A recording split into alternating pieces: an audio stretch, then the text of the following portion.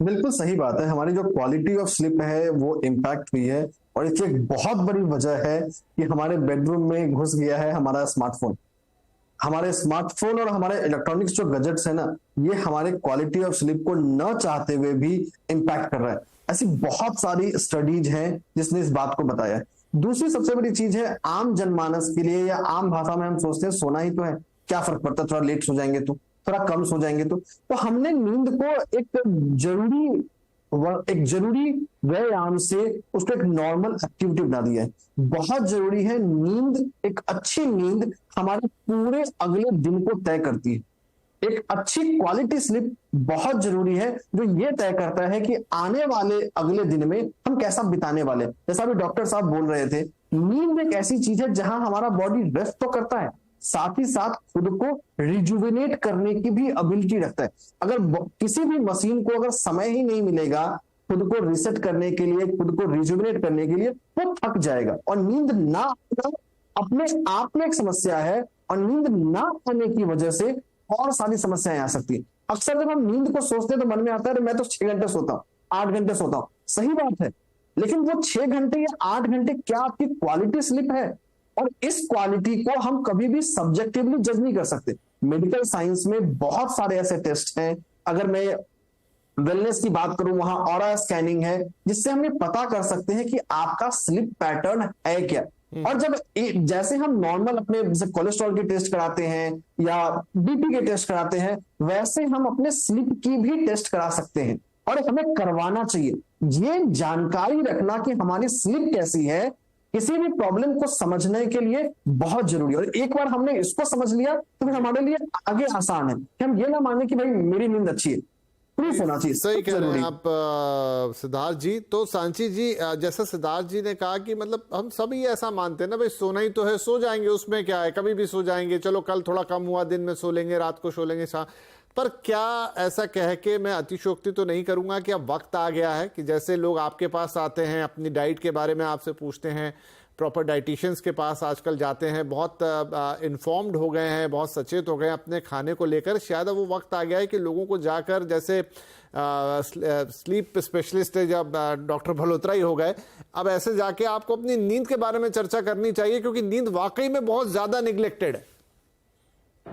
नींद बहुत ज्यादा जरूरी है विपिन जी। इवन वेट गेन जो होता है आपका, या आपका स्ट्रेस लेवल जो बढ़ता है, आपका कॉर्टिसोल लेवल जो बॉडी में बढ़ता है, that is all due to नींद। और उसके वजह से हमारा हार्मोनल इम्बैलेंस भी होता है, क्योंकि अगर नींद सही से नहीं होती है तो आपके जो ग्रेलिन और लेप्टिन, मतलब आपको जो भूख लगने का हार्मोन है, और जो आपका जो कि मेरा पेट अभी भर गया है, वो जो सिग्नल देता है, वो वाला हार्मोन जो है, उनमें बहुत गड़बड़ी होती है। तो आप नेक्स्ट डे फिर आपका बॉडी में कोई हार्मोनल बैलेंस नहीं होता है, कि आपके बॉडी को हार्मोन्स कंट्रोल नहीं करता है कि हाँ अभी मेरा पेट भर गया है, हाँ अभी मुझे भूख लगी है। तो उसकी वजह से पीपल टेंड टू ईट मोर, ज्यादा खाना हो जाता है, क्रेविंग्स बहुत ज्यादा हो जाती है, कभी कभी भूख भी नहीं लगती है, फिर मैल न्यूट्रिशन की वजह से भी नींद नहीं आती। तो it's like a vicious circle. मतलब आप खाना अच्छे से नहीं खाओगे तो नींद अच्छे से नहीं आएगी, नींद अगर अच्छे से नहीं आएगी तो आपका वेट बढ़ेगा, वेट अगर बढ़ेगा तो भी आप सो नहीं पाओगे, स्ट्रेस लेवल्स बढ़ जाते हैं। तो नींद बहुत बहुत बहुत जरूरी है विपिन जी।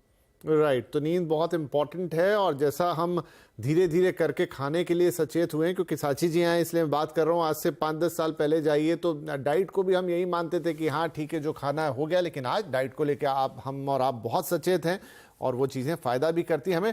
डॉक्टर भलोत्रा, क्वालिटी नींद को हम कैसे डिस्क्राइब करें, कैसे बताएं कि this is a quality sleep? अगर आप ये सब हो रहा है तो आपकी नींद अच्छी है।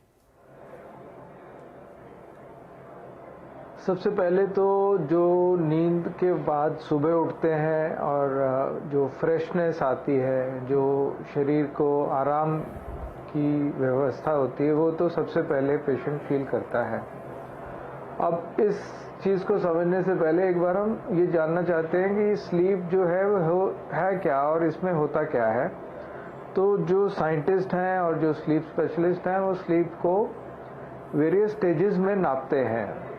आप इलेक्ट्रोएन्केफेलोग्राम एक ब्रेन में जो है सिग्नल्स रीड करते हैं, और स्लीप को हम डिवाइड करते हैं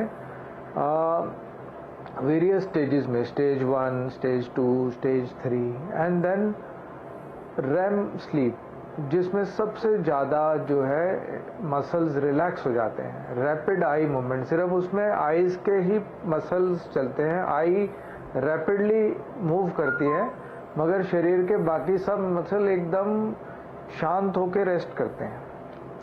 तो जब भी हमारी स्लीप शुरू होगी वो स्टेज 1 में होगी, फिर वो प्रोग्रेस करेगी स्टेज 2 में, और फिर वो और डीप हो जाएगी, स्टेज 3 में चली जाएगी, और फिर मैक्सिमम रिलैक्सेशन की रेम स्लीप आ जाएगी। ये साइकिल्स 90 मिनट के तकरीबन होते हैं, और ये रात को तकरीबन 90 करके तकरीबन आपके 6 घंटे, यानी कि 4 से 5 साइकिल आदमी को ये इस तरह के स्लीप के मिलते हैं।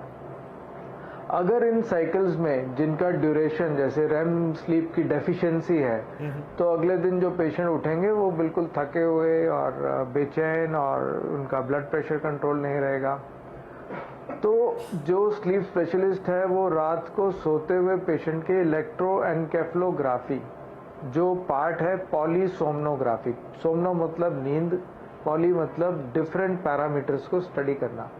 तो उसमें हम ECG, body oxygen levels, muscle tension, snoring, जो मसल्स जो हमारे स्नोरिंग के अंदर काम करते हैं उनको, आई मसल्स की मूवमेंट, आई की मूवमेंट, और जो हम ब्रीदिंग कर रहे हैं उसको सेंस करते हैं, जो रेस्पिरेटरी मसल्स हैं उनकी मूवमेंट को, एब्डोमिनल मसल्स हैं उनकी मूवमेंट को, और ब्रेन एक्टिविटी के लिए ईईजी लगाते हैं। और अपनी टांगों की भी, आपने देखा होगा कई लोग सोते सोते टांगे मारते हैं, बोलते हैं मैं इसके पास मत सोना है, बहुत लात मारते हैं रात को। तो रैपिड लेग मूवमेंट्स को भी स्टडी करने के लिए वहां पर भी सेंसर लगाते हैं।